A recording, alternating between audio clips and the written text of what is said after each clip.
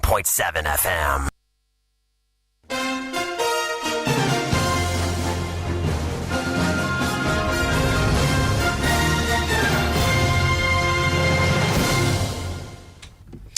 Well, tonight, good evening and welcome to Top Story here on Joy 99.7 FM. Tonight, apply draconian sanctions against any political party that goes to court over election results if their petition is baseless. That's the proposal of former EC chairperson Kojo Afarijan. To prevent the rush to court with improbable election petitions from becoming a fashion, I suggest that election petitions that do not succeed should attract punitive sanctions. Now, as Ghana prepares for the crucial presidential and parliamentary elections in December 2024, he is cautioning the EC against foisting its decisions on political parties, insisting consensus must be built at IPAC first. The reason is that it is not good practice to foist changes in electoral practices on important stakeholders like political parties. Well, that is what we're looking at on the top story here on Joy 99.7. Well, tonight, former EC chairperson Kojo Afarijan talks tough ahead of the 2024 elections as he asks the court to apply hard-hitting sanctions against any political party that will head to court with a frivolous petition on electoral results. The Supreme Court in the country's political history has rejected two electoral petitions brought before it by the two major political parties seeking to challenge the integrity of the presidential polls in 2012 and the 2020 general elections. Speaking at a public lecture to commemorate Constitution Day on Monday, the former EC boss said it is long overdue for the courts to discourage the creeping culture of using the legal system to hold the electorate to ransom. As in all human endeavors, mistakes occur in elections. But genuine election mistakes can readily be discovered and corrected. Not so deliberate wrongdoing. To deter deliberate wrongdoing, all persons connected with the conduct of elections must be held strictly accountable for their actions by instituting a stringent regime of punishment for willful wrongdoing. All categories of election workers must be familiarized with the applicable regime of sanctions during their training, and any infractions must be seen to be punished.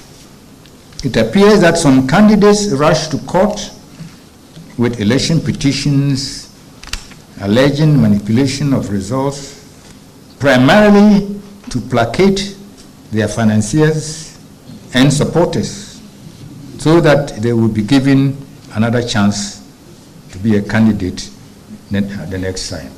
The rush can cause undeserved injury to the reputation of the Electoral Commission and unnecessary inundation of the courts. As we speak, there are well over 1,000 election petitions before the courts in Nigeria. To prevent the rush to court with improbable election petitions from becoming a fashion, I suggest that election petitions that do not succeed should attract punitive sanctions. He also cautioned the EC against imposing changes in the electoral system on political parties, insisting it's a recipe for confusion. The Electoral Commission must view the Inter-Party Advisory Committee, IPAC, as a convenient forum for discussing changes to our electoral practices, irrespective of whether the intended change originates from the Commission or the parties.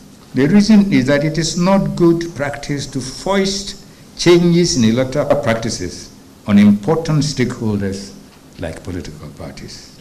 It is prudent to discuss any intended changes thoroughly at IPAC meetings with a view to achieving consensus. If consensus is achieved, the IPAC then becomes a convenient vehicle for disseminating the changes to the electorate.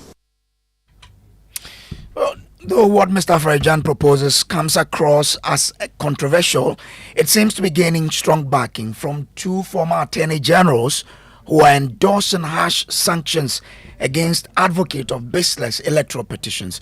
Take a listen to Joe Gatti and Marietta Brewer-Piopong.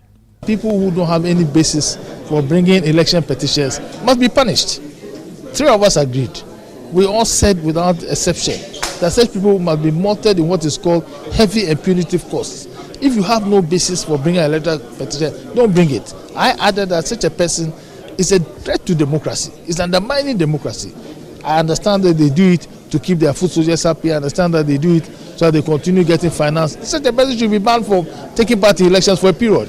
They are not fit to be a public officer. If it is frivolous, you go to court on a frivolous claim.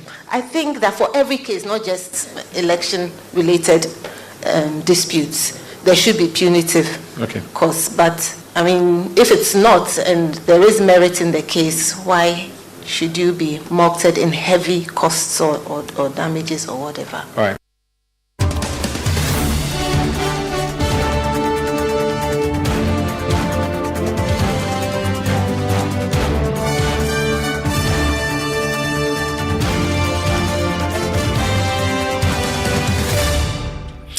And Top Story, as always, is brought to you by Vodafone. My name is Samuel Kojo Brace.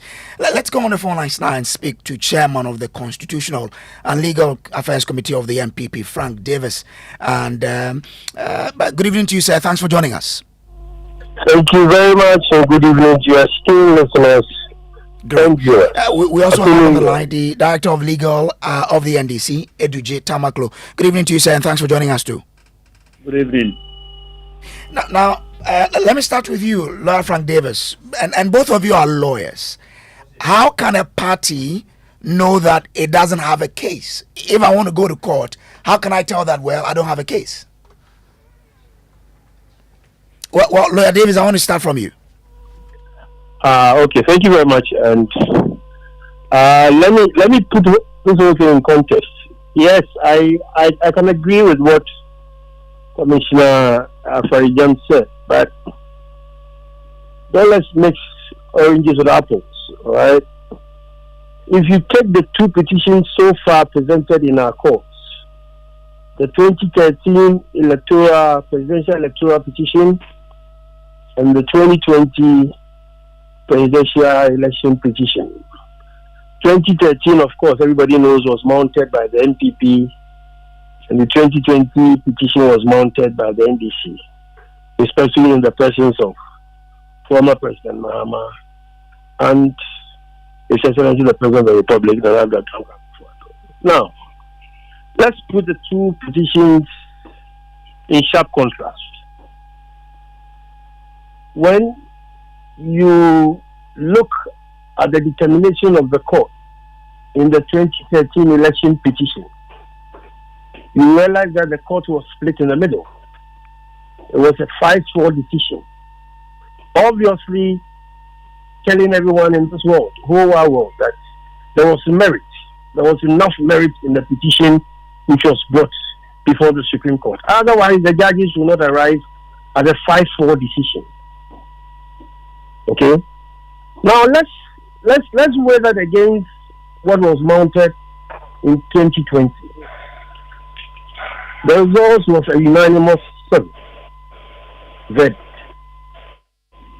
The court was clear in its mind that that petition had no merit at all. Whoever is on which side can interpret it any way that he or she likes. But the truth of the matter is that the Supreme Court came to a firm determination that there was no merit in that petition. Now, what did the petitioners bring to court in that petition, Mama? What did they mount? In the course of the trial, when they were asked by two of the Supreme Court justices to bring the collation of their results, what they had gathered from all the polling stations across the country where they had agents and representatives, have they collected their results to challenge what the Electoral Commission had pronounced. They said no, but they didn't come to court for that. But they came to court because of the declaration of the results. That they came to court because the Electoral Commissioner at one time said A and another time said B. there was nothing that they brought to the court to challenge the result. Yes, if the Commissioner Faridan is saying that in such petitions, the petitioner should be mocked in every court, yes, I agree with him. But you can't put all the two together. That the mere fact that the petition has been mounted means that the person should be mounted in court. You look at the determination at the end of the day. It was clear to any obvious person in this country. But the argument is about someone going to court without a case, or to use their words, a frivolous case. And I want to understand. It's obvious to everyone that the NDC at the time went to court without a case. Now, let me tell you what happened subsequently. It is common knowledge that when Chairman Asiedun Ketia was contesting the last chairmanship race with Samuel Ofusampo, what did he go and tell the supporters? What did he go and tell the NPP sympathizers? He exposed them. He said to them that he knew that when they were going to court, there was no merit in the case, and that they should go and ask Samuel Ofusampo who was the chairman at then. But then when they were going to court, they knew they had no case to contest because they had no results. This was the whole chairman of the NDC saying this publicly.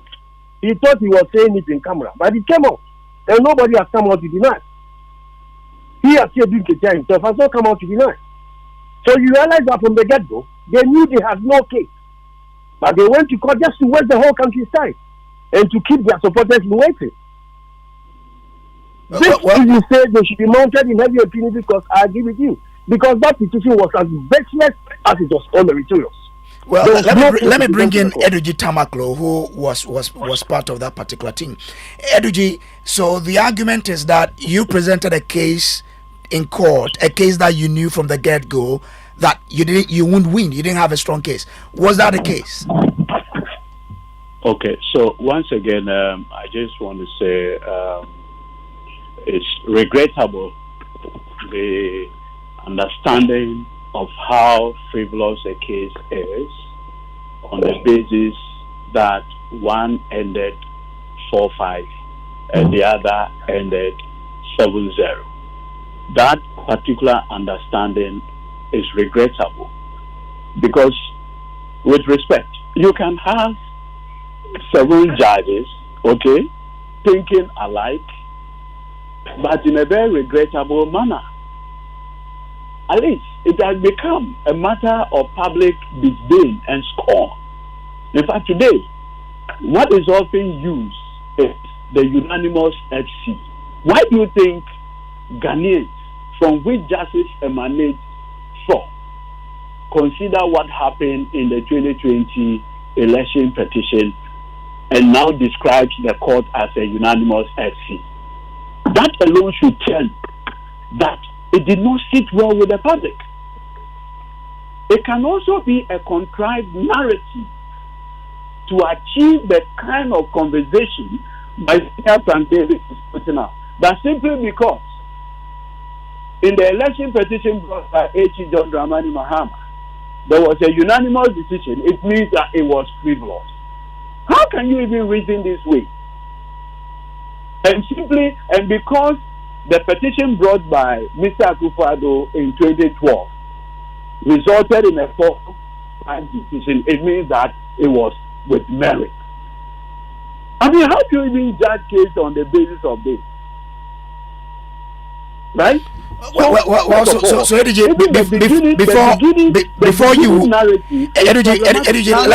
me ask you this question. Before you went to court on that case, what are the items, or I mean, the things you had gathered to convince you, the team, that in fact you had a watertight case that could cause the Supreme Court to overturn this election in your favor? Tell you something. Presidential elections are fought on 2 legs. First, the constitutional requirement, the constitutionality of the election itself, and the numbers game. So if you have a situation where in the 2020 election, it has to take a lot of legal gymnastics to prevent the chairperson of the Electoral Commission from testifying. That alone should tell you. He, Frank Davis, should remember that during the election process, he whispered into the ears of the late senior Akojo Apawu. He didn't know that the mic was on. Only for Mr. Akojo Apawu, and the video is there. Only for the respected late Akojo Apawu to tell him that no, he can't use the election, the EC figures, because the Form 13 that Madam J. Mensah prepared was problematic. He is aware. Why was the spirited attempt at not getting Madam J. Mensah testifying in the Supreme Court? Look, because you see, electoral justice is also a question of the truthfulness of the election. If they knew that her declaration of Mr. Akufo-Addo was without fault, that was even the more reason why she ought to have come before the Supreme Court, like Caesar's wife, to speak to the genuineness of the work that she has done. Just suppose that, if you recall, in the 2012 election petition, when an application was brought for discovery, production of certain documents, right, and the Electoral Commission resisted that application for, go and read the reasoning of the then Chief Justice, then Supreme Court Judge, His Lordship Justice Eniyebua, relative to the conduct of the Electoral Commission in resisting the application for production of documents, not testifying, no, just the production of documents. So please, look, the respected Kojo Afarijan had raised a very important issue that we all need to consider. Whether in an election petition, where the petitioner loses, the petitioner should suffer damages or costs if he loses. It is a decision that we need to make. Remember that there is a reason, there is a policy rationale why election petitions, particularly presidential elections, are exclusively reserved for the Supreme Court of Ghana. It's like original actions. There is a reason. Because if you begin to punish petitioners who appear before the Supreme Court, particularly on presidential election, you are basically discouraging them to use the judicial process. They will use the streets, and the benefit will not be to Ghanaians. The benefit will not be to Ghanaians. And that is why you will even notice that when you bring an action, an original action at the Supreme Court, course is not taken against you, because the Constitution itself is founded on the premises that Ghanaians should be encouraged to defend the Constitution itself. If I have reasons. So in effect, you support the proposal by Dr. Afarijan that yes, some sort of punitive measures should be placed on people who come to court with cases that are not really watertight enough, because after all, it spends all of us, the times of all of us, and then we are all headed in a way that in the end won't be to the benefit of all of us. No, I disagree with the policy proposal by him. And my disagreement is that if you are using costs to discourage people from approaching the courts, when they have reasons to believe that they have been cheated in a presidential election, they will resort to the streets. Now do a cost-benefit analysis of going on the streets and using the judicial process. I would always prefer the judicial process. So on this note, I want to disagree with the respected Professor or Dr. Afarijan. I call him professor because he's been lecturing for a long time at the political science department. So on this note, I want to disagree with him.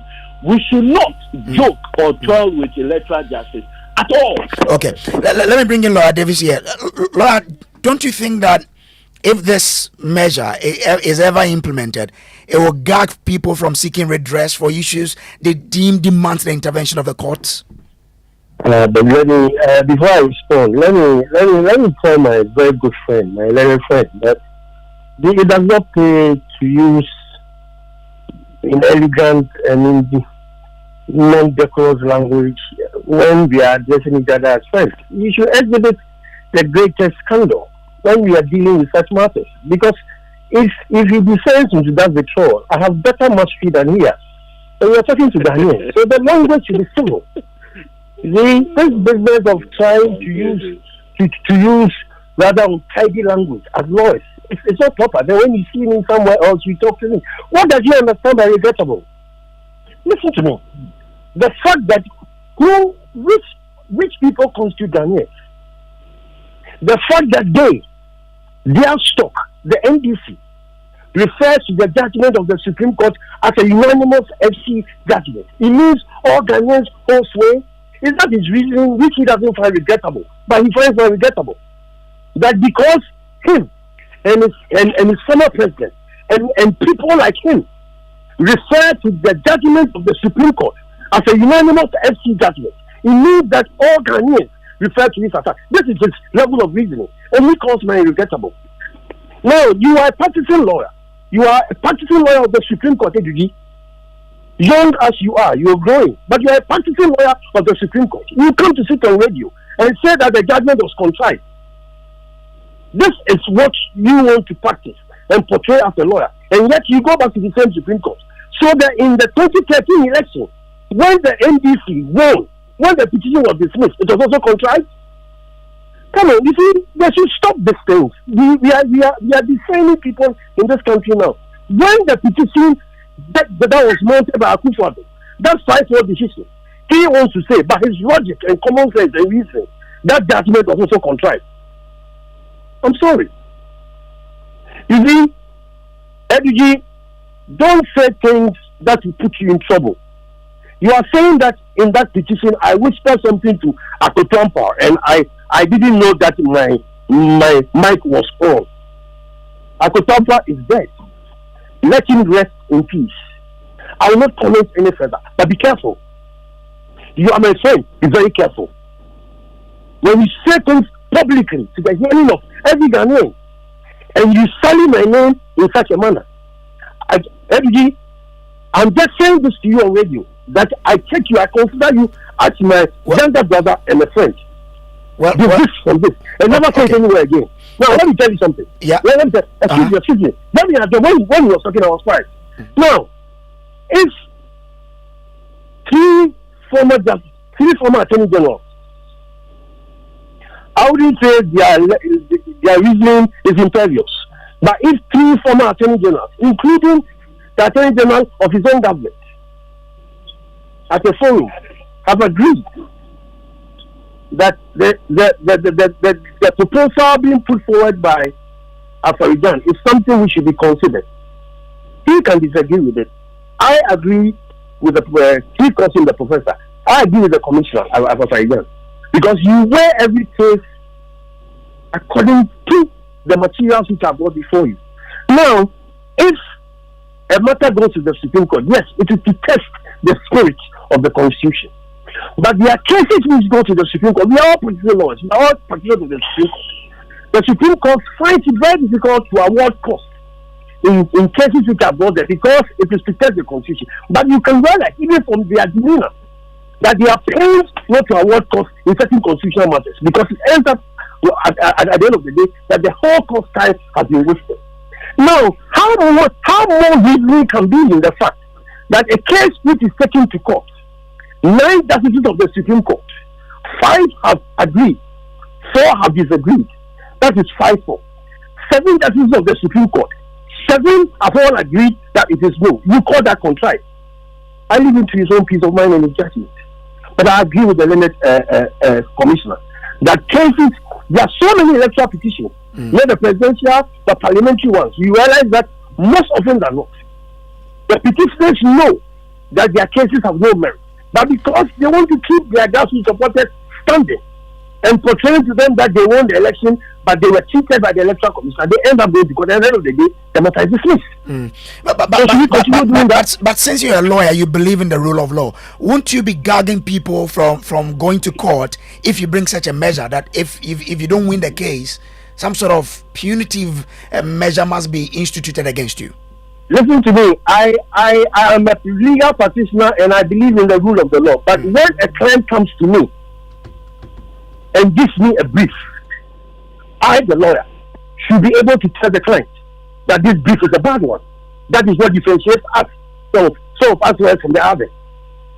If a client brings a brief to me, and as a trained lawyer, I know there are no merit in that brief, I'll tell the client to go and consult another lawyer. Because it is not any case at all that comes to you that should visit the courtroom. That's a simple answer to you. If you can do this for me, the rule of the law and guarding anybody, no. My conscience as a lawyer should tell me that the case is a bad one. Okay. Now, the former chairperson is asking the EC not to force its decision on the parties. It should look for consensus. The NDC has been talking about the indelible ink. Isn't this a good call that the EC must listen to look at building consensus rather than, ordering that, well, this is what I want to do? I can't give you a yes or no answer because I don't attend IPAC meetings. And I can't understand the rationale and the reasoning behind the EC taking such a decision. I think they'll be the best people to answer. I cannot speak for the EC. I have not attended any IPAC meeting ever before in my life. Maybe ABG has, he can explain. But I don't know why the EC is insisting that no indelible mark should be used. Maybe they have good enough reason for doing that. I cannot speak to that. I'm sorry. Edigi, your party says that you disagree with the removal of the indelible ink. Now, the former chairperson is calling for consensus. This will happen at IPAC. Your party says you are going back to IPAC. Is this something that you are following through or something else has come up? Okay, so there are two things that we should recognize. That from 1992, our elections have had the benefit of the use of the indelible mark, the ink. Now, if you look at the constitutional instrument, that is the Public Elections Regulations 2020, CI 127, made on the 2nd of July 2020, it is stated clearly in Regulation 33.2c that a permanent mark, as much as possible, be made on a will-be voter.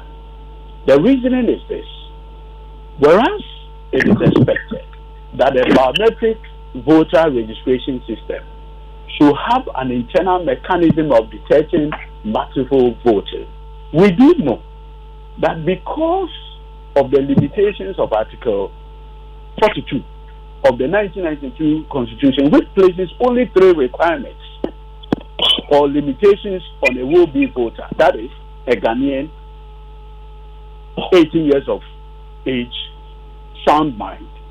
The question of biometric verification is not provided for in Article 42. So, CI 127 in Regulation 32 provides for manual verification. Now, when you manually verify a will-be voter, what mechanism is there to ensure that the person will go and come back? And that is when the issue of the indelible ink becomes very clear. So our party had made it very clear that we are diametrically opposed to any notion of allowing that. Now, may I quickly respond to some concerns raised by my learned senior? You see, he started this conversation by drawing parallel, by saying that because the 2012 election petition resulted in 4-2, it means that they presented a better case. And that because one resulted in 7-0, it means that it was a frivolous case. Well, I'm saying that I disagree. Okay, that's fine. But I wanted to find out from you. I wanted to find out from you. You allowed him to make this point. Please. No. You made your point, and he also made his. I want to find out from you. Now that the former chairperson is calling for consensus, are you going to follow through with your decision to return to IPAC or not? Can you repeat your question? I'm asking whether you would go to IPAC or you won't. Going to IPAC depends on the portion of the chairperson of the Electoral Commission. The chairperson of the Electoral Commission has made it abundantly clear that as far as she is concerned, the office that she chairs enjoys constitutional independence, be it functional and operational, and that as far as she is concerned, decisions at IPAC are not binding on her. If that remains her position, that IPAC decisions are not binding on her because she enjoys a certain functional or operational independence, then the question is, why would you waste your time going to an advisory body, IPAC, only for the Electoral Commission to say, I enjoy independence, I will do what pleases me? No. So the point should be made very clear. We are building a democracy based on consensus. We would want a situation where the chairperson of the Electoral Commission will go back to her IEA days when she used to encourage dialogue, consensus building. Having been touched by Akufo-Addo and Bawumia administration, she had basically changed from her IEA days. That we have an issue with. Okay, all right. Grateful to you for joining us. So that was lawyer Eduju Tamaklo, he's director of legal of the NDC. Earlier you heard the chairman of the Constitutional Legal Committee of the MPP, Frank Davis. And that's it for Top Story. Up next is Newsnight.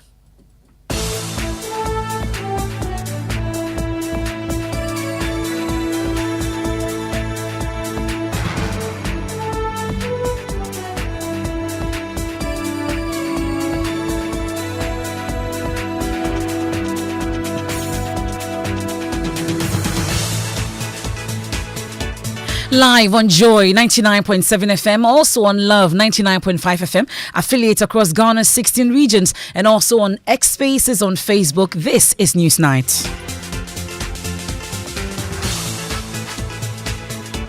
And tonight, abolish the use of regional collation centers, bring back the indelible ink, and stick to the 5 p.m. closing time for voting. Tonight, we focus on key electoral reform proposals ahead of election 2024 as former Electoral Commissioner Farijan pushes for draconian sanctions against political parties that go to court over baseless election petitions.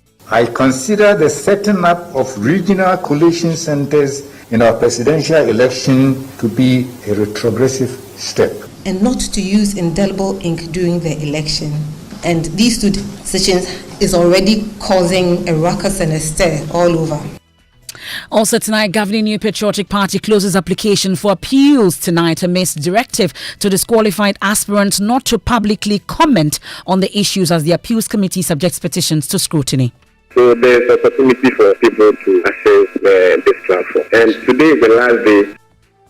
Plus, we'll take you to the Volta region where there's pressure mounting on leader of the NDC, John Mahama, to pick his running mate from the region or risk voter apathy. His Excellency John Mahama, don't go to Central region. Go to Volta region for your running mate. We even showed you the person, Leslie Mensah Tamaklo. Later in the bulletin, I'll take you to Brekum and find out what the goats there have against the rearing of goats in the area. We'll get to hear from an investor who's been left stranded by the return of an abandoned custom by traditional leaders. When we heard this, it was a very stressful story to us, because we had never dreamt that such a tradition that has been abandoned for years will be revoked again this time as we are going forward. And in business, bulk distributors risk losing license and prosecution if they fail to comply with new specifications for fuel imports. And in sports, Ghana giving huge boost as Mohamed Kudus finally joins the Black Stars in camp ahead of the African Cup of Nations tournament. And also tonight, GES to expel students over sexual and related offences, skin bleaching, rape, while outlining other stiff punishments for prescribed haircut styles and dressing a new code of conduct for pre-tertiary schools. We have details of that and much later. 3, 2, 1, 200. Sounds from Tamale as Chef Fila crosses the 200-hour mark while she attempts to set a new record for the longest cooking marathon. Meanwhile, her team believes it's time for Chef Fila to hang her apron for the cookathon. We started on the 1st of January and we are ending on the 10th of January. That is 10 a.m. tomorrow in the morning. We have that and more in tonight's edition of Newsnight. You do want to join us on via WhatsApp is 055-1111-997 with your thoughts and comment. Please hashtag us with the hashtag Newsnight.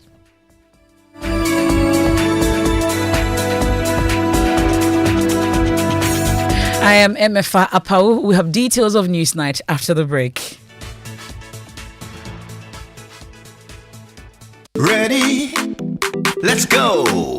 We all go bring some savannah. Everyone is dancing, everyone is singing, because everyone is painting with Savannah. Savannah paints from Azar are affordable enough for everybody to fulfill their paint needs. Paint more, pay less. Savannah paint, we all go paint some. We all go paint some Savannah. We all go paint some. Of late, things no easy, crowd. For my business inside, pressure day from customers. If I make payments, give suppliers, Okada riders, delivery charges, no easy. Things no they move fast like before because everything make expensive. The family where they house, see what are they talk? Family where they call, they ask for another money. No easy. Vodafone Cash be the only thing where they make my ID get to. If I they do transfers for Vodafone Cash, it they save me money. If you they do Vodafone Cash to Vodafone Cash transactions, still no transfer charges dey. Even if I they send money to another network, I they get value. Make you dial *110# to send money. Sending money from Vodafone Cash to Vodafone Cash still be free. Vodafone. Blessing. Do you know of any good medical school I can take Kofi to?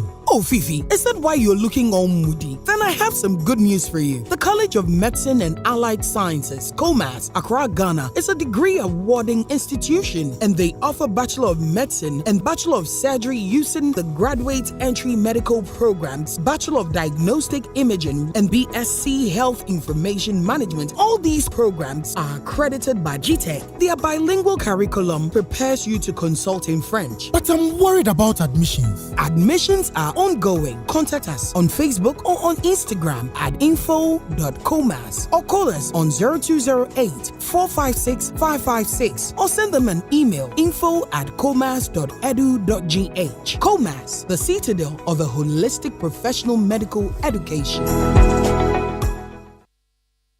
Thanks for staying with us here on Newsnight. As always, you want to join us with your thoughts and comments is via WhatsApp 055-1111-997. We'll get into the details now, but first, let's get an update from this year's New Year school, where Vice President Dr. Mahmoud Bawumia is accusing previous governments since independence of not paying attention to the underlying systems that underpin economic activities. Speaking at the opening ceremony of the 75th Annual New Year School at the University of Ghana, he said successive governments' focus on economic management has always been on crisis management alone. He adds that the President Akufo-Addo-led government has transformed Ghana's economy with its digitalization agenda.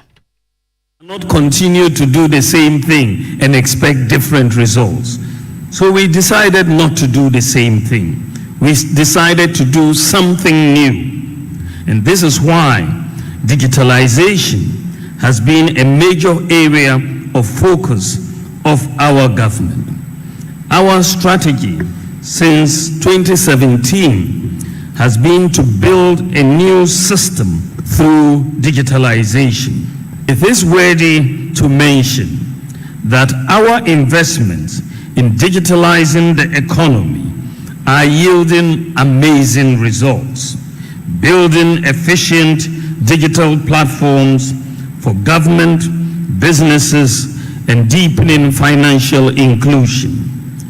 Through the paperless port system, mobile money interoperability, the integration of national identification with critical systems, digital address systems, land registration, drivers and vehicle licensing authority, the Ghana.gov digital platform, amongst others. We can only build a vibrant, modern nation if we have strong systems and institutions that work. The focus of economic management by successive governments since independence has been on crisis management as a result of factors such as the collapse in commodity prices, increase in oil prices, debt unsustainability, political instability, macro instability, and so on. Governments since independence have by and large not focused on the underlying system that underpins economic activities. The goal, our goal, upon its assumption of office, was to quickly transform our economy by leveraging on technological innovations as a means to leapfrog the development process. The Vice President also says phase 1 of the digital youth village is expected to be completed before the end of this year. With the conviction of using technology as an impetus to stimulate growth and development in all facets of our economy, we are committed to the construction of the digital youth village as announced with the provisions made in the 2024 budget. This initiative is intended to boost digital entrepreneurship among the nation's youth. The digital youth village is poised to be a center of excellence for learning, innovation, and creativity with the state-of-the-art infrastructure and technologies. Phase 1 of the Digital Youth Village project is expected to be completed before the end of this year. And that's the Vice President, Dr. Mahmoud Bawumia. On his part, the Executive Director of the Institute of Democratic Governance, Dr. Emmanuel Akwete, called for the election of MMDCs. He says the peace, security and stability needed may not be attained if grassroots participation in all election is not allowed. About constitutional reforms, we've heard about systems, institutions that should be changed. We've heard about the exclusionary nature of our politics, the violence in our elections, and all that. When you put it all together, it clearly signals that if we don't do something about the system, the peace, security, and stability we need to transform our nation in the next 30 years would not be attained. The question is, how do we do this? What we have noted is that hybrid systems actually cannot be made or maintained to be resilient forever. They are created by people and they could die. And so there comes a point where you should look at what it is that will take us to the next level. The demands are high. And in our view, we have said that we already have proposals on the table from various parties asking that the 30 years needs to be consolidated by the hybrid component, which is found in the local government system where parties should not participate in elections at MMDA levels and MMDC levels. There are people saying no parties, but let's select. That is one of the important things we must change. And we have made proposals this effect.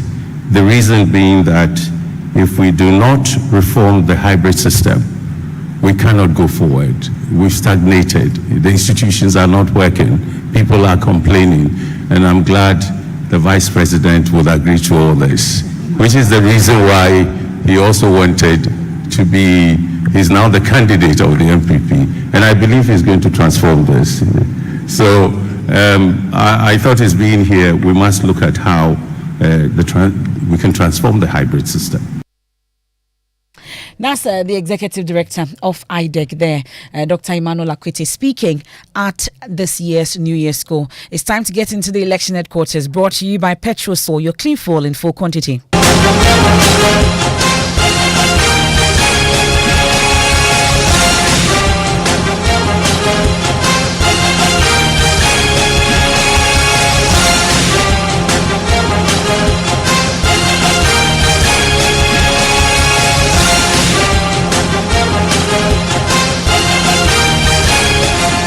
And as the country prepares for this year's general election, there's a strong push for the Electoral Commission to institute sweeping reforms to protect the sanctity of the electoral results. Former chairperson of the EC, Kojo Afarijan, is asking for the abolishment of the use of regional collation centers in computing presidential results. Delivering a lecture to commemorate the Constitution Day yesterday, he said the EC cannot continue to rely on a channel that gives room to question the integrity of electoral polls. Elections are essential to our democracy, means that the Electoral Commission always has to deliver free and fair elections whose outcomes are credible enough to be acceptable as a basis for forming a legitimate government. Of several factors that an Electoral Commission requires to be able to achieve free and fair elections, two are paramount. First, it must make solid preparations from voter registration through voting operations to the collation of votes and the declaration of results. In doing so, it must pay particular attention to points where the election process is vulnerable to adulteration.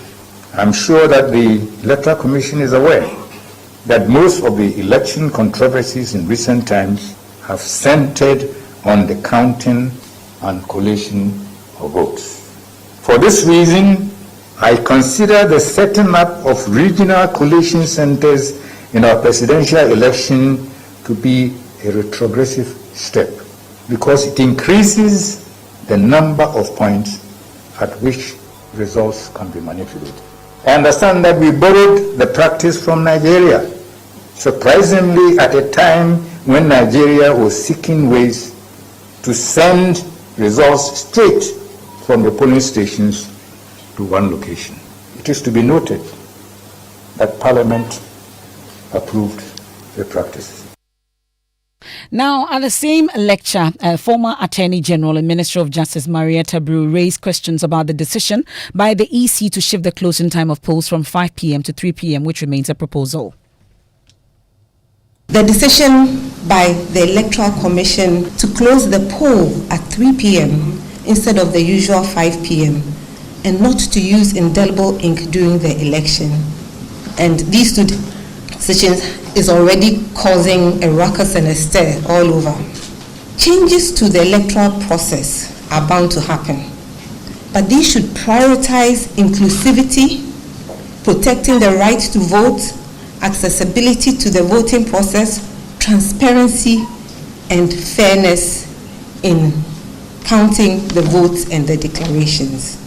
Now, how do these two decisions of the Electoral Commission achieve these objectives? How did they even arrive at this decision? Was it at IPAC? Was it with the political parties? I don't know. Well, that's a Marietta Brew appeal upon there. You've been hearing from Kojo Afarijan all the way from Top Story, pushing for draconian sanctions against political parties that go to court over baseless election petitions. You've also been hearing him about the regional collation centers, wanting it to be abolished as we go into election 2024. Also asking the EC to stop imposing decisions on the political parties. Instead, go to IPAC with decisions for it to be deliberated on before it becomes something that the EC wants to implement. We are yet to hear from the EC on some of these proposals put forward by Kojo Afarijan. But let me bring in the National Coordinator for the Coalition of Domestic Election Observers, Kojo, Mr. Albert Ahin. We are grateful for your time here on Newsnight. So you've been hearing some of the comments or the proposals that has been made by one of the persons you've worked with closely at some point. But let me ask quickly about this regional collation centers. For him, it looks like it's opening up the space for manipulation of electoral results. Do you get a sense sense that we ought to do away with the regional collation centers and go all the way to national. What really are your views on this? Yes,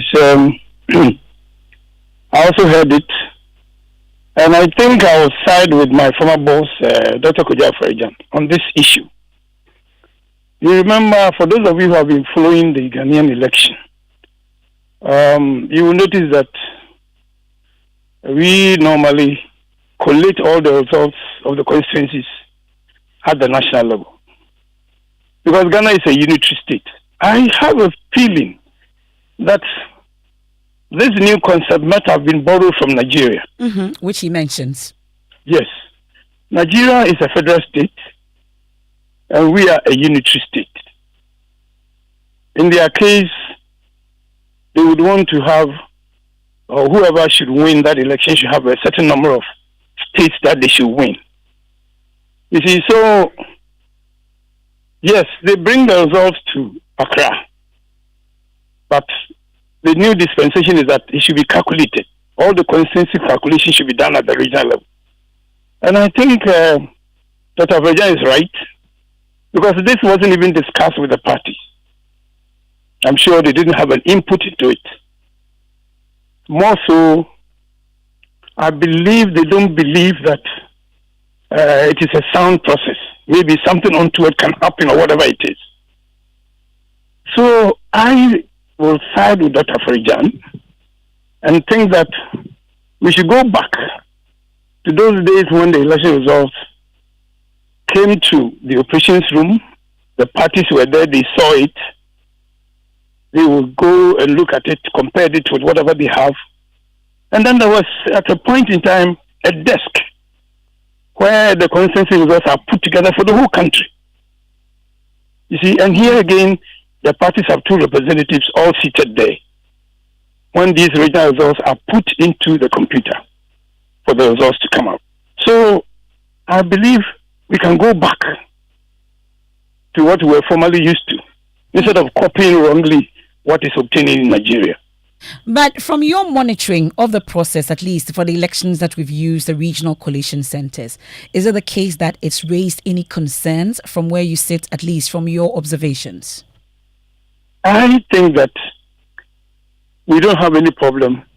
I have not seen any problem with maybe something untoward being done. You see, but in election management, you need to carry everybody along. You need to be with the parties, the stakeholders.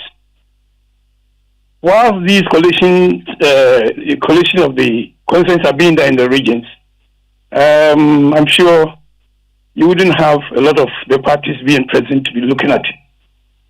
You see, so, and again, I've said that this decision was taken without the consent of the parties. So, we should go back and maybe discuss with them, and then maybe even go back to the former one, the one that we're used to, where you have the whole of Ghana is one constituency when it comes to the presidential. The whole of Ghana is one constituency, and I said it's a unitary state. So it will be better we get to the old system where the results come from the regions. The parties are at the operations room, they see all the results that have come. They sign it. The parties have their reps who sign against the consensus results. Dr. Frejan sees it, or whoever is the commissioner sees it, before it is passed on with the parties present, so that it is entered into the computer and the final results declared. Okay? So, as I said, I believe this must have been copied from Nigeria. Nigeria is a federal state. We are a unitary state. In the case of Nigeria, they have the gubernatorial elections, they have the senatorial elections, or whatever it is. And you need to have a certain number of states. You have to win a certain number of states before you can declare the president. In our case, it is not so. So I believe the parties are not happy about this because they were not a party to the decision that was taken. Well, the issue about indelible ink comes up, at least from other speakers at the lecture also. But key for me also that we've been looking at on Top Story is the issue about sanctions against political parties that go to court over baseless election petitions. Really, there are those who are raising concerns about how then do you know if indeed the case you have is baseless or not, knowing that you have compiled your figures and you're sure that you may have won the election, for which reason you're going to court. How then do they impose sanctions against you? Yes, and that one too, I think is a good one there. Is it? Do you know that in this country, a lot of people take the EC to court, or they send the election petitions to court, and maybe within a year they wouldn't have even stepped forth to defend or to even to go to court and listen to what is being said at the court. To please their supporters, they send these petitions to court, and then they abandon it in the process. There are many petitions now written in the court where people have run away from it. So if the man is saying that those who send it there, who don't have any reason to have maybe in the first place taken it there, should be punished. So that next time when you want to take such a petition to court, you will be very sure, cocksure that something good is going to come out of it. It's not just because you want to please your party, then you just send it there. There should be some merit. There should be something to substantiate the evidence that you are saying is there for you to win or whatever it is. So I think it's in the right direction. When it is done and people are punished, next time you are taking it to court, you have to be cocksure that it's something that you are either going to win or something good will come out of it. Well, how about indelible inks? Should they come Yes, back? the indelible ink, and to be honest with you, with the process that we have for printing in Ghana, we could have easily done away with the indelible ink. You can easily do away with it. But you see, the other side of it is also that sometimes you have these machines that we are using, the BVDs can break down. If it breaks down, what are we going to do? And I'm sure that is a fear the parties are entertaining, that let us use it as a backup. Let us use it as a backup. If I were the electoral commission, I would just use it as a backup. Because in our case, sometimes the machines do break down. And when they break down, the indelible ink is the last resort. Okay. So I think it's something that should also be reconsidered. The EC should think about it again, and if possible, bring it back. Okay. Ms. Ahen, we are grateful. That's Albert Ahen. He's a national coordinator for the Coalition of Domestic Election Observers, Kojo, and there on his thoughts on some of the proposals put forward by former EC chairperson, Mr. Kojo Afarijan. Now, Member of Parliament for North Tongue, Okjeto Ablakwa, is also calling for thorough checks on spending by the Electoral Commission, insisting the country cannot continue to fund bloated budget of the Commission. But Member of Parliament for Ebuakwa South, Samuel Atachia, disagrees, arguing that the EC's budgetary allocations are subjected to parliamentary approval. Take a listen to them. This is a country struggling. If you take the 2024 budget, we have approved 786 million Ghana cedis for the 2024 elections. That's a staggering sum. In 2020, because the Electoral Commission said they have to buy equipment, which we thought, we as civil society, thought that there was no need to buy those equipments. We spent over $1 billion. It was $1,063 million Ghana cedis. Imagine what $1 billion can do. Yes, you spend substantial time on the politicians' monetization, which I know is an issue. It's important to reflect on that. But the Electoral Commission itself, how much it is spending and who watches the watchman. I mean, they just, bring the bills. We have to approve it. And Dr. Afarijan, you know that since the 2020 election, the development partners have pulled out. So we are now funding fully. The Ghanaian taxpayer is called upon to fund these elections fully. And the cost keeps ballooning. What can be done to reduce the cost of elections and to make the Electoral Commission more efficient? The budget of the EC filters through Parliament. So are we sleeping? If the budget is too fat, can't we say that it's too fat, it should be trimmed down and interrogate the items of expenditure? So it's a collective responsibility. The government should be interested in the releases of monies to EC on such a sensitive occasion as running the elections this year. Monies to the EC should not be held for too long. If not, it will affect the program. And the decent election we expect this year, I expect that this year we should never have any elections, marred by violence and people who are, no. We should show a civilized improvement over the last year's elections. And that's what I expect to happen. And after the camp of the NPP and its parliamentary primaries preparations has officially closed, and the application process for appeals from disqualified aspirants, we know that is happening today. And out of the 373 aspirants who have been vetted, the results comprise 11 disqualifications, 326 qualifications, and 2 cases referred to the National Executive Committee. Additionally, 2 aspirants have withdrawn from the race, with 29 of them going unopposed, while 1 form was incomplete and 2 aspirants did not appear at all. The 11 disqualified aspirants are advised not to publicly comment on their concerns, as the Election Appeals Committee has been tasked to thoroughly scrutinize any petitions and make the necessary recommendations. Evans Nimako is secretary to the Vetting Committee, also the director of elections for the party. So the party has put together a self-employed committee, which is a appeals committee, to receive petitions from people who may have been disqualified or not recommended to the party to be in this contest. So there's opportunity for people to access this platform. And today is the last day for that. After vetting, if there are petitions to be considered by the appeals committee, that will be done. The committee is expected to give its report to the General Secretary for honor submission to the National Executive Committee by Monday. And both reports of this committee, appeals, and that of the vetting committee will be considered by the National Executive Committee. And that's Evans Nimako, the Director of Elections of the NPP.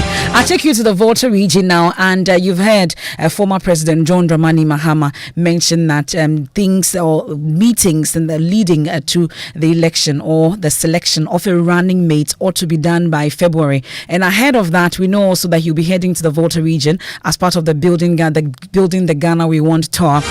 But we can hear from founder and leader of the Hezekiah Apostolic Prayer Ministry Ghana. He has advised the NDC to pick a running mate from the Volta region or risk losing the 2024 general elections in that area. Apostle Kwanza Oseje said picking a running mate from the NDC stronghold will contribute to an increase of the NDC's electoral fortunes. He's been speaking at a press conference in the Volta regional capital hall. The word of God says, as we repeated in 2020, His Excellency John Mahama, don't go to Central Region. Go to Volta Region for your running mate. We even showed you the person, Leslie Mensah Tamaklo, born on the 18th of April 1957.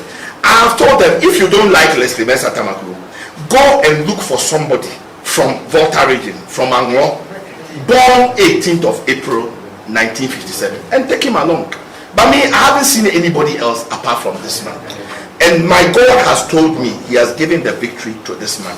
So with this man, you will win. That is why in my book, what the NDC must know before 2020, to pursue, overtake, and recover all. I told them, if you don't go to Volta region for your running mate, for Leslie Mensah Tamaklo, because the founder is about to die. And you see, you have done so many things to the founder that has hurt him. And when he was alive, he kept warning you. You didn't mind him. Now even in death, a prophet came to say that you brought Jena no Pukwajimai just to satisfy Central Region passion. And so when they invoked the spirit of Atanos rejected Jena no Pukwajimai. Well, that's a press conference that was held in the Volta region earlier today, but a man claiming to be an apostle. But Deputy Majority Leader and MP for Efutu, Alexander Afenyo-Markin, is refuting claims he unleashed violence on his constituency during last year's district level election. Johnson Asiedu Nketiah at a news conference yesterday made the claims against the MP, but addressing journalists in Parliament, Afenyo-Markin categorically denied using tax to perpetuate violence. According to the NDC, in the just ended assembly election, there was violence in Efutu, and to them, I am responsible for such things. Let me say it with emphasis that there was no such thing as violence at any polling station in Efutu during the just ended these assembly elections. Rather, it was some NDC activists who attempted to stop voting at Alata Kokodo electoral area. And if they really want the truth, they should go and interview the electorates in that electoral area. That in Efutu, I do my politics on the strength of development. I don't do politics of violence. I don't attack anybody. I don't insult. I believe in an open discourse of ideas. And that has been the reason why I remain the MP. There is transformation in Efutu under my leadership. And that is something that nobody can dispute it. So I will not allow Mr. Aseedun Ketia and other NDC activists who have lost the political plot, who do not know how to manage my success in Efutu to brand me. I will not allow that. I am not into electoral violence. I don't believe in it. I've always won and won clean. Alexander Afenyo marking there, taking us out of the election headquarters, made possible by Petrosol, your clean fuel in full quantity. We'll go for business. When we return, I'll take you to Brekum and find out what the gods there have against the rearing of goats in the area, and hear from an investor who's been left stranded by the return of an abandoned custom by traditional leaders there. When we heard this, it was a very stressful story to us, because we had never dreamt that such a tradition that has been abandoned for years will be revoked again this time as we are going forward. Let's do business. You love goats, George. I do. Okay. I do with the soup and all the rest. But if you've been following some development on the international wires, in South Korea, lawmakers have actually passed a bill banning the consumption and sale of dog meat. That's a red goat in Ghana. Interesting. So okay, we'll see how the consumption of that animal is not just limited to certain parts in Ghana. Thank God it's just in South Korea. It's not in Ghana. Let's see whether Ghana Parliament will also follow suit as well. Coming up in business, bulk distributors risk losing license and prosecution if they fail to comply with new specifications for fuel imports. And Bank of Ghana hence plans to delist any foreign exchange broker that fails to abide by market conduct rules. The business news on Newsnight is brought to you by MTN Business. Welcome to the new world of business. Kingdom Books and Stationery, Sintex Tanks and Pepsodent Herbal and Charcoal. Central University, Ghana's leading private Christian university, has open admissions. Apply now for a degree in environmental engineering, fashion design, landscape design, interior design, business administration, economics, law, nursing, civil engineering, architecture, computer science, IT, theology, PharmD, and many others. Degrees are available on our campuses in Mutual, ICGC Christ Temple, Abosokai, and Kumasi. Also enroll in our MBA with various specializations. Scholarships are available for needy but brilliant students. Call us on 0303-318-583 or visit our website at central.edu.gh for more information. Central University, raising transformational leaders through faith, integrity, and excellence. The Driver and Vehicle Licensing Authority (DVLA) has introduced a new online vehicle registration process. That's right, you can now log on to online.gov.gh to start your new vehicle registration process at the comfort of your location. Then present your vehicle at any private vehicle test station with customs release documentation for verification and testing. Once that's done, you can visit any DVLA office for further vehicle inspection and biometric verification of the owner or authorized persons for your digital smart card. Yes, a smart card. No more paper documents, and it's that easy. Log on to online.gov.gh today and start your new vehicle registration process now. DVLA, your safety, our concern. The other day, I visited Kweku at his spunky new office to congratulate him on opening his business. And man, was I impressed. The business is just moving quick. The sales, customers, everything is just working seamlessly. The secret? He said, It's MTN Business Broadband. In this fast-paced environment, we need fast and reliable internet to support all business types. No laggy online meetings, great download and upload speeds, impeccable business management systems, all inclusive. I mean, you can have it all. Sharp! I signed on immediately. To enable your business stay ahead and stay connected, make sure you're signed on to the best internet made just for businesses. MTN Business Broadband. Sign up today on broadband.mtn.com.gh and manage your account on my MTN app. Call 0244 308 111 for more information. We are good together everywhere you go.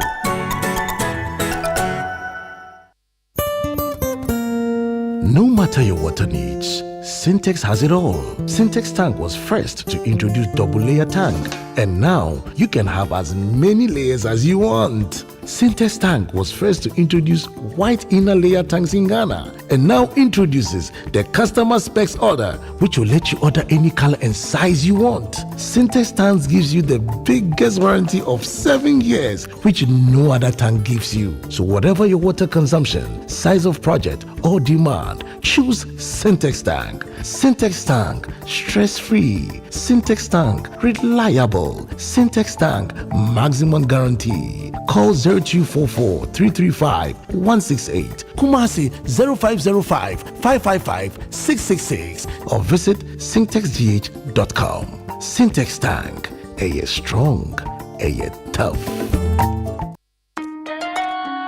Son, we are so proud of you for setting up this hospital. I really love those hospital beds and waiting chairs. By the way, did you import them? No, Dad, I didn't. I actually got them from Kindle Books and Stationery right here in Ghana. Wow. We also bought our office supplies, safes, executive desks and chairs from Kingdom, and they gave us expert advice on how to set up our office. Guys, that makes 3 of us. I also got our sofa and bedroom sets, plus our dining hall furniture for our new home from Kingdom. Wow, Mom, that makes 4 of us. I usually get my stationery items from Kingdom, and my teacher also mentioned that our classroom furniture was provided by Kingdom. So there you have it. Whenever you're thinking about setting up an office or acquiring furniture for your home, etc., Kingdom Books and Stationery should be your first point of call. With over 40 years experience in the industry, we stock and supply a wide variety of globally sourced office and home furniture, stationery and equipment. Visit our head office, Osu Akwaje, or our office near the Osu Stadium. We're also in Tema Community 1, opposite Olam SHS, Kumasi KNUST campus, UCC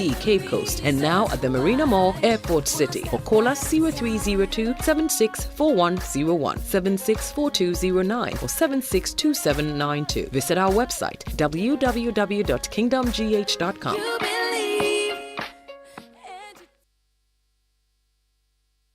You're welcome back to Business on Newsnight. Now, they could risk losing their license, confiscation of product, and prosecution. That's the warning coming from the National Petroleum Authority to bulk oil importers of petroleum products if they fail to comply with new specifications for fuel imports. It follows concerns by some importers that they could struggle in meeting the January 1 deadline because of some time constraints. But the head of quality control at the National Petroleum Authority, Abdullah say that they are not turning back on this directive. Yes, whilst I do not see anybody breaching these directives, they are very scary, if I should put it that way, sanctions that people are aware of, that should it happen, the MPA will not hesitate in cracking the whip. I've heard or seen or heard some importers argue that meeting these new specifications may come at a cost. Is that the case now, and should consumers be prepared to pay more? I don't expect it to be so, because if you read our communication when this issue happened, we indicated that whilst that was the standard, before this incident started happening, we were having cargoes of product of lower manganese content, and that is why everybody was fine.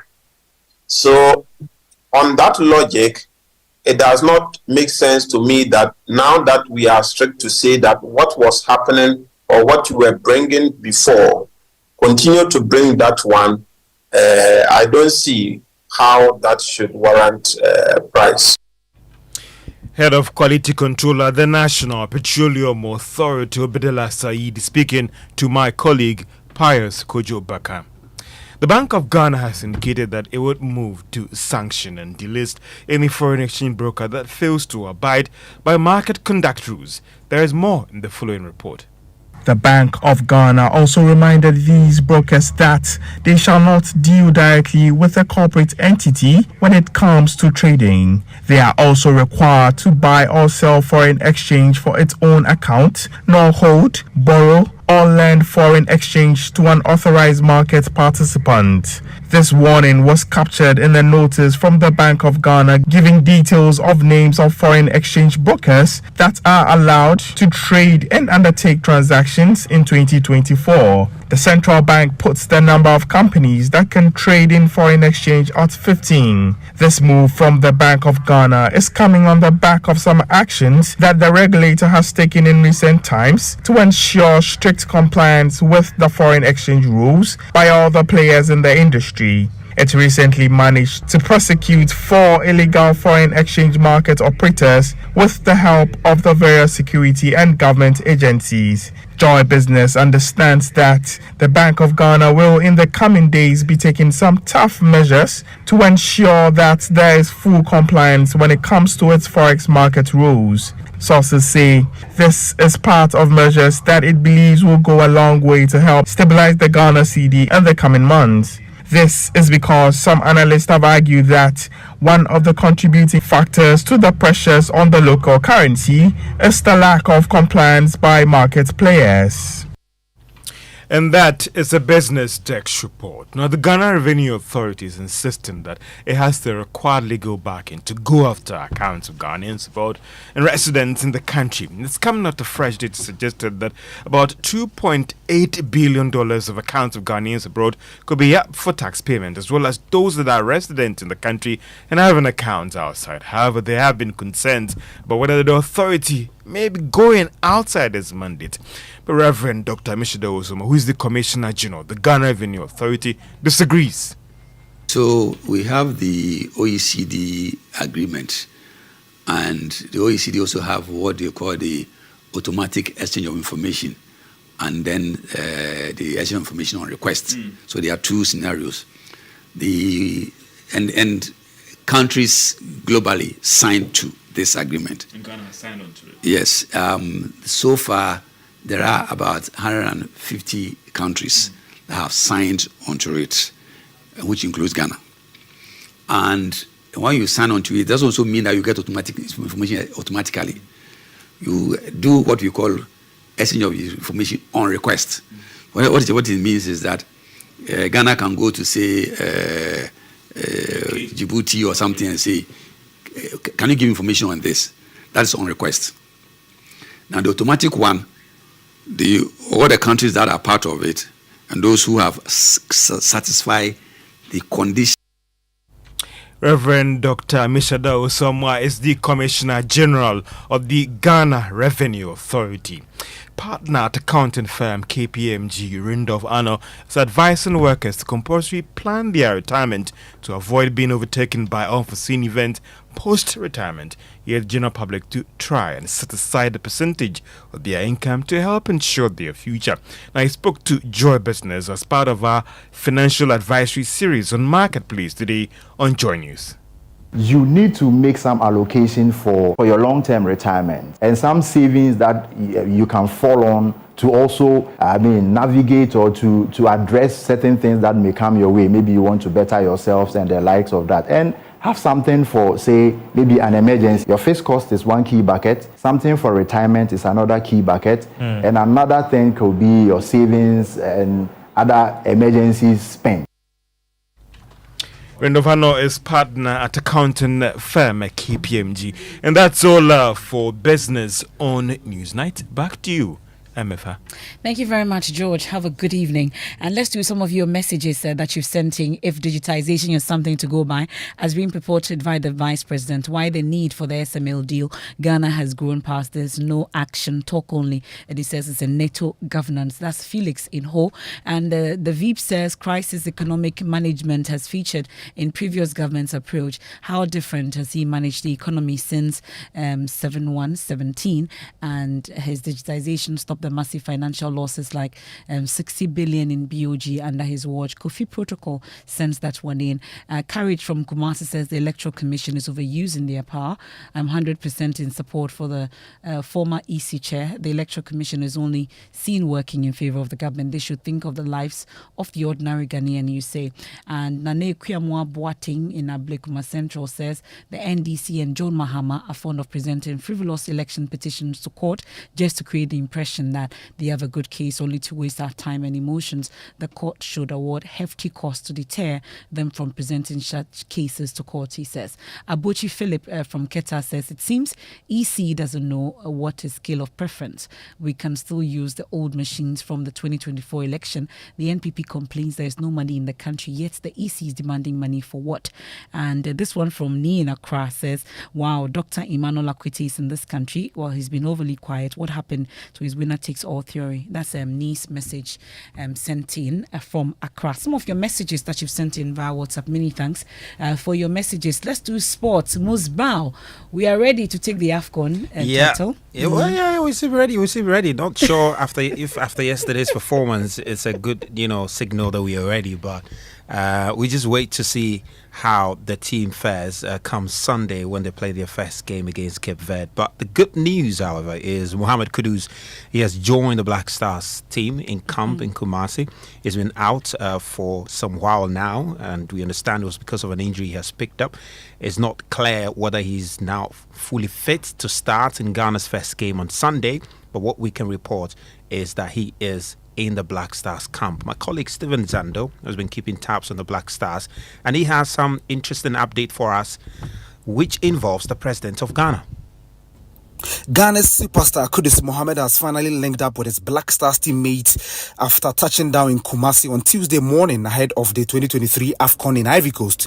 He arrived at the airport around 9 a.m. before joining his teammates at the Golden Bean Hotel, the camp base of the senior national team. Kudus was accompanied by a physiotherapist assigned by West Ham United as the attacking midfielder is currently recovering from an injury.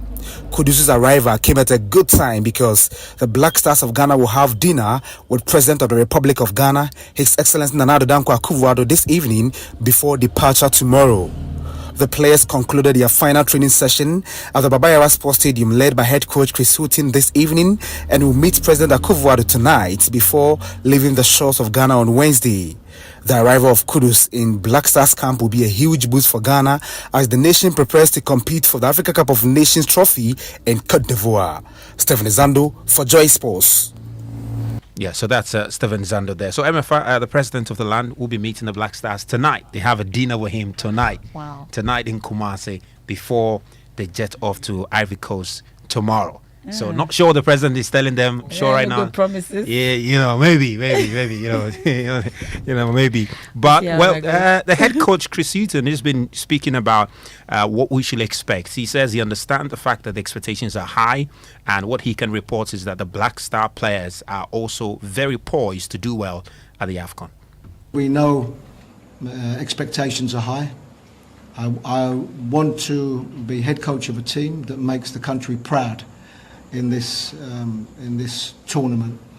How far we can go will depend on the performances that we can put in. One thing I know is that there's a group of players that desperately want to do well, and if you have a group of players that desperately want to do well, you never know what can happen.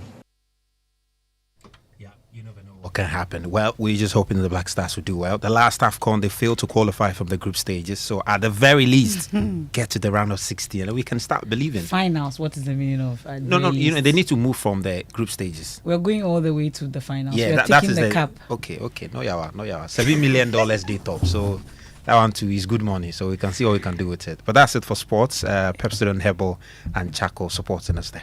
I know you love your goats. Yeah, right? yeah, I do. Okay, I do. But let me take you to Brekum. I'm sure you may have heard about that custom there about the goats and how they're against goat wearing, amongst others. It's been a bit topical, especially on social media. We've been talking about it also. Well, the chief of Seniase and Kuntihene of Brekum, they've invited the owner of of that goat farm.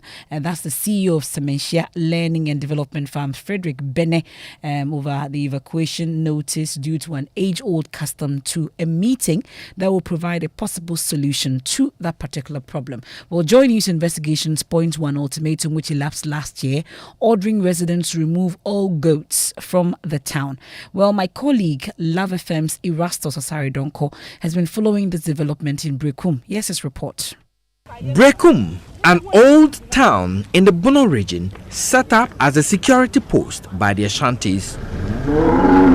You could keep cattle, sheep, any type of bird or animal, but it's a taboo to rear goats.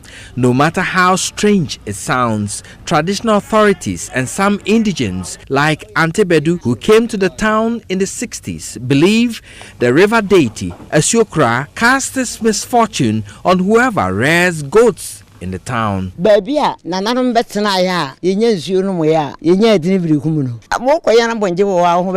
you think you will fare well if you rear goats in the town where our forefathers came to settle and got the name Brekum? No Brekum indigent will prosper if he rears goats. They will be hit by calamities and misfortune.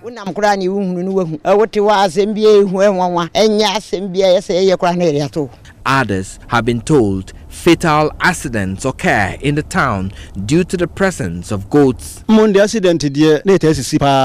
used to be frequent road accidents, and Nananum consulted oracles and came to the conclusion that the presence of the goats was responsible. As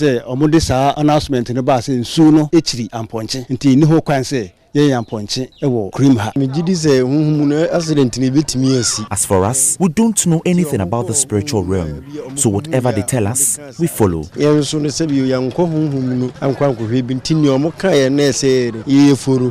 We are told a recent enforcement of the custom led to many removing their goats. Some are not happy with the directive. Seriously, I am not happy with the directive to remove the goats from the town. I used to rear goats, and I have gone bankrupt after we were forced to remove the goats. One of the affected is Chief Executive Officer of Sementia Learning and Development Farm, Frederick Bene. He tells Joy News he's been given an ultimatum to move his over 250 breeds of goats from the town. In fact, when we heard this, it was a very stressful story to us, because we had never dreamt that such a tradition that has been abandoned for years will be revoked again this time as we are going forward. Unfortunately, after a series of back and forth discussion, they still insisted that we move from here and have been given a strong warning of 2 weeks to vacate. Otherwise, they will send people here to kill all our animals. The Boa goat is a fascinating breed of goats. He's part of about 250 goats, different breeds, different types, brought in by Sementia farms. But will I say great investment, wrong destination? Because the town, Brekum, hates goats. This is Snasi, which of course is part of 38 communities in the Brekum Traditional Council that hates goats. Because Asiokra, the river deity, which is some few meters away from here, doesn't like goats. It's a taboo to rear goats. You can bring in a goat, slaughter it and eat it. You can bring the meat into town, but you cannot create this in Brekum. And that is the subject of controversy at the moment. But the chief of Snasi and Kontihine of Brekum, Osahine Asomajaman Sebi, wants Sementia Farms to meet Nananum for an amicable resolution. I don't know whoever gave him that order, because we haven't met on it at the traditional council level, and that place happens to be the highest decision body for the traditional council. We haven't met, and we haven't taken any decision over his removal from Suland. So I would just advise him, he should come down and let's talk and see how best. Because if the land will reject you, wouldn't have been there by now. Like by now, we have removed you all the time. So what I'm saying is that there's still room for improvement. Reporting for Joy News, Erastus Asaredonko, Brekum, Bono region. Well, it's very refreshing to hear from the chief of the area who is actually helping to look for possible solutions and wondering who actually gave that particular directive. Erastus is in the town and will bring us updates on that. But let me take you to Tamale. 3, 2, 1. 200. And those are sounds from Tamale as Chef Faila to Abdul Razak, who is attempting to set a new Guinness World Record for the longest cooking marathon, crossed the 200-hour mark. Currently, she's done more than 210 hours and isn't showing any sign of stopping. Many are concerned about her health, but member of her health team and clinical health psychologist Peter Amado says Chef Faila's vitals are encouraging. Said that in terms of health-wise, our sister is still doing very well, because this morning the vital signs are looking good. Mentally, she looks alert, in the sense that we have all done one cooking or the other, and somebody have stayed in the kitchen for 9 good days. What we will call kitchen accident, we have not heard of. So that is to tell us that she's mentally alert and very conscious of what is happening in the kitchen. And so we have no cause to worry. The only aspect of this has to do with the fact that managers think that this must stop at a point. Well, Chef Fila's manager, Nadamba, says Fila is willing to hit the 240-hour mark. However, they've taken the hard decision to end her world record attempt earlier than that. This is a home for everyone, hospitality for everyone, and so we have made a mark, we have sent a message out there, and the numbers are very clear that it is going to be very difficult for someone to break this record that we have set. And so yes, there was no need again dragging this whole show again. Let's end this, and everyone goes home. So officially? Yes, so officially, we started on the 1st of January, and we are ending on the 10th of January. That is 10 a.m. tomorrow in the morning. And we're live there for all the action. And I'm sure you're wondering what's happening to our sister Ifia Asantoa Edrunomifua there. And she's been telling us, giving us updates on it. It says now the Guinness World Record Limited have copies of her attempt and they're actually reviewing it. They've submitted all their documentation and it's been reviewed. In no time, I'm sure we'll be hearing from the Guinness World Record. And that's how we end today's edition of News Night. And the geeks are back after the break. Hi, Emefa. Happy New Year. Many happy returns, darling. What are we talking about tonight? We know that New Year, a lot of people set goals, New Year resolutions, and things of the sort. So today we want to look at starting the online journey, courses that people want to take. Either it's tech courses or any other course at all, the different sites that people can access, some for free, some paid. I was going to ask free. Yes, okay. There are free versions, so just stay tuned and then you can just get to know more details on this. You know where to keep your dial, right here with Pep and the team for the Geek Squad.